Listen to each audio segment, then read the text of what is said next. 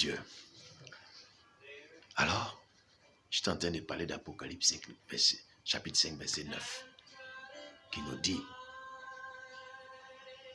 tu es digne d'ouvrir le livre scellé des 7 sceaux, parce que tu as été immolé et tu as racheté pour Dieu par ton sang des hommes de toute tribu, de toute langue, de tout peuple et de toute nation.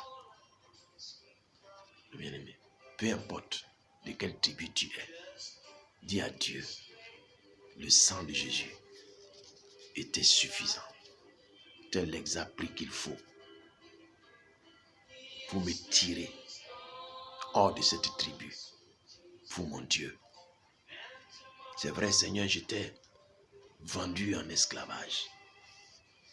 J'étais esclave de telle tribu, esclave de ses coutumes, esclave de ses traditions, esclave des alliances que cette tribu a contractées avec le monde des ténèbres.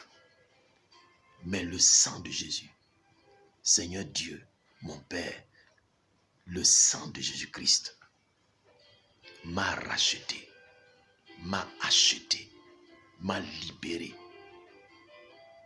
a mis fin à cet otage, a mis fin à cet esclavage. C'est pourquoi, papa, ils ne peuvent pas continuer d'évoquer, Seigneur, ces alliances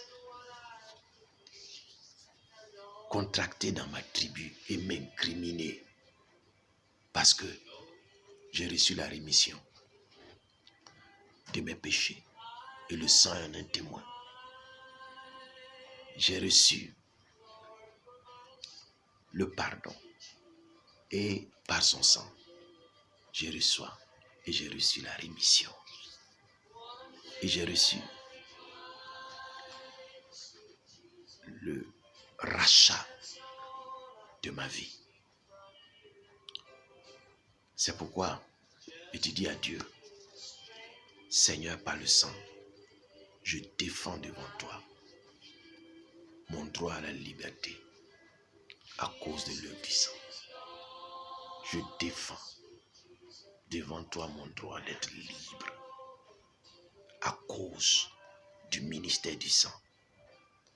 Par le sang, j'ôte à l'ennemi, j'enlève à l'ennemi le droit de me retenir otage, comme au jour de Moïse. Satan n'a pas pu retenir Israël en otage lorsque le sang a été appliqué, a été engagé. Quand nous engageons le sang devant Dieu et que Dieu voit le sang, alors Satan voit le jugement. C'est le jugement qui tombe sur Satan. Donc Seigneur, par le sang de Jésus-Christ que j'engage maintenant et que je fais valoir devant toi, Seigneur mon Dieu Tout-Puissant, je refuse de continuer pendant un seul jour d'être l'otage de l'ennemi. Et j'enlève son droit, j'ôte son droit par le sang, j'ôte son droit de continuer de m'opprimer, de continuer de me visiter. J'ôte à l'ennemi et je brise par le sang l'accès légal qu'il a à ma vie à cause des alliances, à cause de mes péchés, à cause de mes iniquités. Seigneur, souviens-toi dans ta parole qu'il y a eu des cas similaires dans le passé.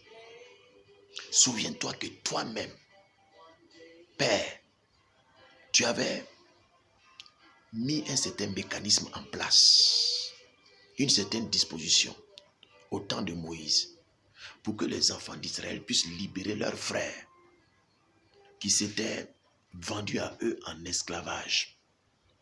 Tu avais mis un certain mécanisme pour que chaque 7 ans, si un Israélite avait son frère qui était son esclave, au bout de 7 ans, il devait pouvoir le libérer. Dis à Dieu, c'est toi-même qui avais mis cette disposition en place, Papa Dieu. À cause de ta miséricorde, à cause de ta compassion, tu as dit à Israël, si ton frère, pour une raison ou pour une autre, se livre à toi et devient ton esclave, au bout de 7 ans, tu le libéreras et tu le permettras de retourner dans ses possessions et dans son héritage. Et au temps de Jérémie, lorsque le peuple de Dieu était sous les reproches de Dieu, il y eut un temps où le roi qui était là a lié un pacte avec le peuple d'Israël, avec le Seigneur pour libérer leurs frères esclaves. Et cela a vraiment plu à Dieu. Nous trouvons cette histoire dans Jérémie 34. Cela a vraiment plu à Dieu. C'était le roi Sédécias. Il a pris l'engagement de libérer tous les prisonniers, tous les esclaves juifs qui, à cause de certains problèmes, s'étaient livrés en esclavage. Et quand ils ont décidé cela, alors, lorsque le temps est arrivé, ils se sont rétractés et ils ont refusé de faire ce qu'ils avaient promis à la face de Dieu. Et Dieu s'est mis en colère. Et dans Jérémie 34, verset 17, alors Dieu dit, au verset 16, il dit, vous êtes revenus en arrière, vous avez profané mon nom, vous avez repris chacun des esclaves et les servantes que vous avez affranchis, rendus à eux-mêmes, et vous les avez forcés à redevenir vos esclaves et vos servantes. Vous les avez forcés, malgré la loi, à redevenir vos esclaves. Et Dieu dit, c'est pourquoi ainsi parle l'Éternel, vous ne m'avez point obéi en publiant la liberté, chacun pour son frère, chacun pour son prochain. Voici, je publie aussi contre vous, dit l'Éternel, la liberté de l'épée. Vous n'avez pas publié la liberté de votre frère, malgré la disposition que moi, j'ai mise en place pour qu'il soit libérable un jour, s'il le désire. Vous ne l'avez pas fait. Moi aussi, je publie maintenant un décret pour votre liberté. Mais ce n'est pas une liberté qui vous sera profitable. Je publie le décret de votre liberté à l'épée. Vous serez libre d'être frappé par l'épée, d'être frappé par la famine et par la peste. Et je rappelle à Dieu, toi-même tu avais mis cette disposition en place pour la libération des esclaves. Et aujourd'hui encore dans ta grande compassion, Seigneur, ta parole nous dit que l'agneau dont le sang nous a rachetés, alors est un agneau sans pur et sans tache qui a été immolé avant la fondation du monde. Avant la fondation du monde, tu avais déjà prévu, avant même que le monde soit fondé, comment est-ce que tu pourrais permettre la libération de personnes qui t'auraient appartenu en premier lieu et qui pour certaines raisons se seraient vendues à des forces, à des réalités. Tu as prévu cette disposition, ce mécanisme. C'est pourquoi le sang était disponible au ciel avant même que Jésus-Christ ne vienne le répandre sur la terre. Le mécanisme existait déjà, papa. Parce que devant toi se trouve la miséricorde et la compassion. C'est pourquoi tu as préparé cette disposition avant même la fondation de la terre. Et tu avais manifesté cela en loi au temps de Moïse pour que l'esclave soit libérable. Papa, le sang est versé, le sang a été répandu. Ce sang qui a purifié même les lieux célestes. Tu savais qu'un jour, les lieux célestes allaient être souillés. Et tu avais prévu le sang. Oh Seigneur. Et le sang, la Bible dit au temps convenable, Jésus-Christ est né au temps marqué, sous la loi. Il est né d'une femme pour répandre ce sang. pour permettre la libération des otages de Satan, la puissance des ténèbres, la rémission des péchés. Seigneur Dieu, maintenant, je plaide ce sang, ce mécanisme et toute force de l'ennemi, Seigneur notre Dieu. Entends maintenant ma voix et sais que par le sang de Jésus-Christ de Nazareth, j'ai le droit à la liberté. J'ai le droit à l'affranchissement. J'ai le droit à une délivrance totale. C'est pourquoi, Seigneur mon Dieu, j'élève ma voix devant ton trône et qu'à partir de maintenant, toute force qui va résister, empêcher ma libération, Seigneur notre Dieu, succombe sous le jugement de l'épée, de la peste, de la famine et du feu. Katalamaya Kadasaida.